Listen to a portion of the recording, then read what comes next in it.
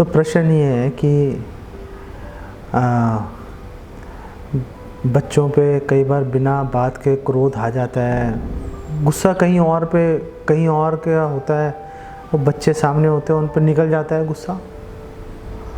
तो फिर बाद में उनको कुछ उल्टा सीधा बोल दो बच्चों को तो बच्चे बुरा भी मान जाते हैं। वो तो कहते हैं हमारी क्या गलती है, हमें आपने बेवजह डांट दिया, और वो भी बुरा मान जाते हैं। और मन में हमारे भी जो है वो भावना आ जाती है कि आखिर हमने बच्चों का अन्याय किया, हमने अपराध बोध मन में आ जाता है। तो क्या किया जाए हमें इस विषय में? तो देखो, जो माता पिता और बच्चों का जो संबंध होता है ना, वो बड़ा विशेष संबंध होता है। उसमें हर चीज़, हर व्यवहार लॉजिक से नहीं चलता, प्रेम से चलता है। प्रेम के अंदर ऐसा नहीं है कि आपको डांटने के लिए कोई वजह चाहिए, जिस तरह से प्यार करने के लिए कोई वजह नहीं चाहिए। आप अपने बच्चे को प्यार कर रहे हो, क्यों कर रहे हो? भाई मेरा मन कर रहा है प्यार करने का, मैंने प्यार कर लिया उसको। ऐसे ही बच्चों को डांटने के लिए कोई कारण होना चाहिए क्या?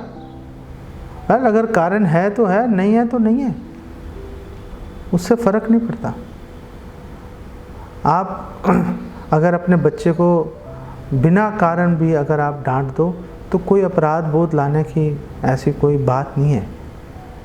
ये नॉर्मल, बिल्कुल नेचुरल, स्वाभाविक व्यवहार है। इसको बदलने की आप कोई चेष्टा मत करो। डांट दिया। अब आप उससे माफ़ी मत मांगिए। वो माफ़ी मांगोगे तो उनको लगेगा कि हाँ देखो इन्होंने गलत किया था। अरे डांट दिया, आपका अधिकार है डांटना।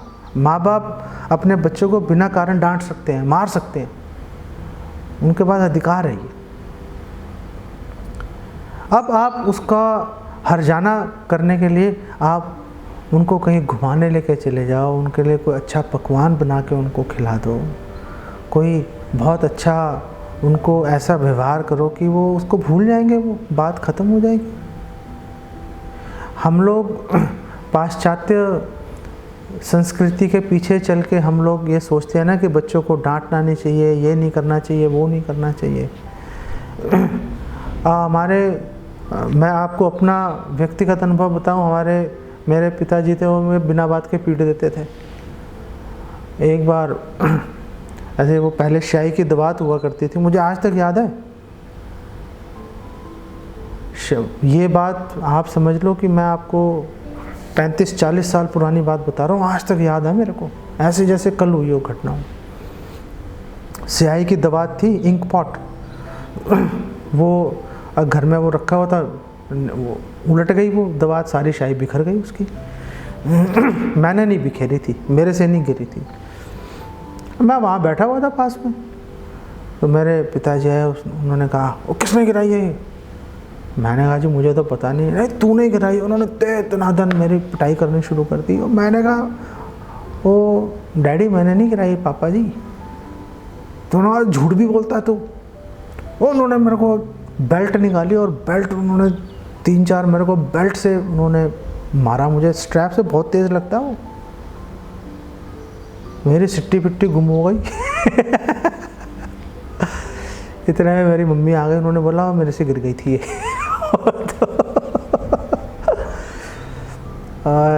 मेरे डैडी ने बोला चल कोई बात नहीं, जा पानी पी ले, जा चल भाग जा यहाँ से। अब बात ख़त्म हो गई। क्या मैं इसके लिए अपने पिता से घृणा करता हूँ? बिल्कुल नहीं करता, मैं बिल्कुल घृणा नहीं करता। मुझे पता है उन्होंने कितना मेरे लिए संघर्ष किया है। रातों को जाग के मुझे, जब मैं बीमार होता था कभी, रातों को जाग के उन्होंने मेरी कितनी सेवा की है। मुझे कंधे पे उठा के पूरी दुनिया के अंदर उन्होंने जहाँ पे ले जा सकते थे मुझे घुमाया उन्होंने। कैसे भूल जाऊँ उसको?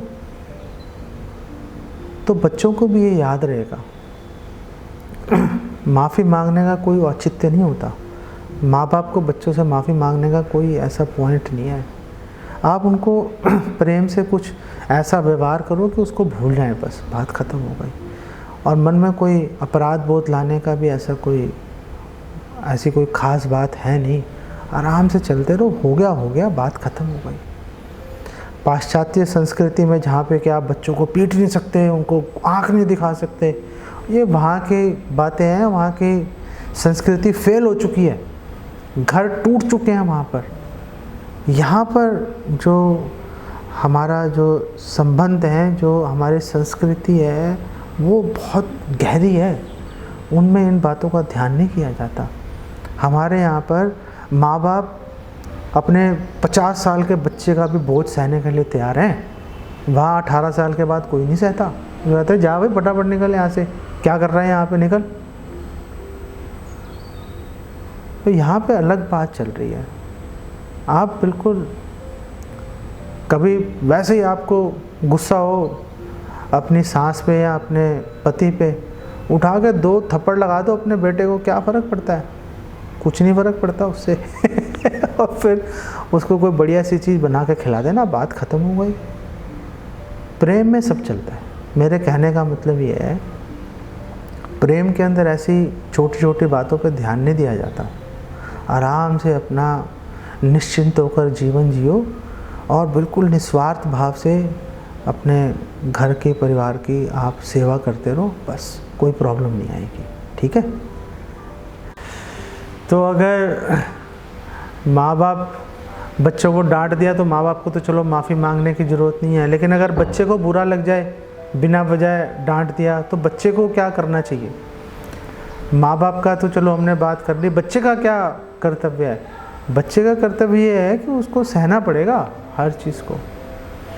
बच्चा माँ बाप के व्यवहार में उचित अनुचित का उसमें वो लेखा जोखा लेके नहीं बैठ सकता। माँ बाप ने अगर डांट दिया क्या हो गया? जैसे उनको कभी उनको सही स्थिति का पता चल जाएगा, अपने आप क्लियर हो जाएगी बात। और दूसरी बात ये होती है कि देखो, जब गर्मा गर्मी चल रही होती है ना घर में, माँ बाप को गुस्सा आ गया, उसने गुस्से में कुछ बोल दिया, अब आपको भी गुस्सा आ गया, अब आप भी कुछ बोलोगे तो फिर सिचुएशन सही होगी कि ख़राब होगी? सिचुएशन बिगड़ेगी। तो जो छोटे हैं आयु के अंदर, अनुभव के अंदर, उनका कर्तव्य है चुप रह जाना। चुप रह के उसको सह लो और फिर बाद में जब सब ठंडा हो जाए, बाद में आप अपना स्पष्टीकरण दे सकते हो।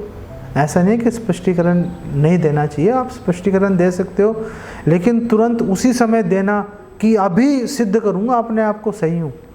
मैं एक क्षण भी नहीं रह सकता कि जहाँ पे आप सोचो कि मैं गलत हूँ, ऐसा कैसे हो गया। मैं तो अभी साबित करूँगा अपने आप को सही। वो अच्छा व्यवहार नहीं है। आराम से शांति से आप अपना उसको समय को निकाल दो, और वो समय आप निकाल दोगे तो ऐसे ही एक बार एक स्त्री थी, वो कह रही थी, एक ज्योतिषी के पास गई, उसको बोला कि आप प्लीज़ मेरी ग्रह दशा देख के आप बताओ, मेरे घर में बड़ा क्लेश रहता है हमेशा। तो वो देखता रहा बड़ी देर तक, फिर उसने कहा चलो इसकी एक दवाई देता हूँ आपको, लेकिन उस दवाई के बारे में किसी को बता नहीं सकते। तो उसने कहा नहीं नहीं, मैं किसी को क्यों बताऊँगी। तो उसने कहा 1 मिनट रुको, मैं अंदर से लेके आता हूँ, वो स्पेशल मेडिसिन है। तो अंदर गया, वो एक बॉटल भर के लाया, एक लिक्विड था उसके अंदर, बिल्कुल पानी की तरह था लिक्विड, बिल्कुल क्लियर, एकदम चमक रहा था। उसने कहा ये लो, जब भी तुम्हारे घर में क्लेश हो, इसका एक घूंट लेके मुंह में अपने रख लेना। जब तक तुम्हारे मुंह में ये पानी रहेगा, तब तक तुम्हारे घर में क्लेश नहीं पड़ सकता। जैसी वो स्थिति खड़ी हो रही हो, तुरंत ये एक घूंट लेके अपने मुंह में रख लेना है इसको। निगलना मत और थूकना मत, बस मुंह में रखना है इसको।